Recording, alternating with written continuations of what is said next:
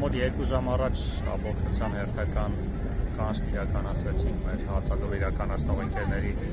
առողջական վիճակը ստուգելու մասով։ Բժիշկները բոլորին հորդորում են դադարեցնել հացադուլը, քանի որ ամեն օր վիճակը վատթարանում է։ Թանդելյանի զգացողությունը վատացել էր, տեղափոխվել է այս պահին մեկ համալսարանական հիվանդանոց։ Բժիշկների հսկողության տակ է, դեռևս շարունակում են հետազոտությունները, բժիշկները հորդորում են, որ ոչ միայն հորդորում են, այլ նաև այդ վիճակով կարելի է իհարկե իրավունք չունեն պարտադրելու, բայց այն վիճակն է, որ անհրաժեշտ է հացադուլից դուրս գալ։ Ու այս պահին այնտեղ է, հնարավոր է գիշերը բժիշկների հսկողության տակ լինի, առավոտյան կհասկանանք հետագա անալիզները։ Իսկ Տիկին Թանդելյանը համաձայն է հացադուլի դադարեցնել։ Ոչ, այս պահին պնդում է, որ պետք է շարունակի, հուսում ենք, որ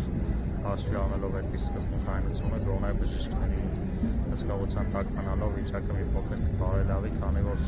այստեղ գտնվելով բնական է անընդհատ հանդիպումների խոսալու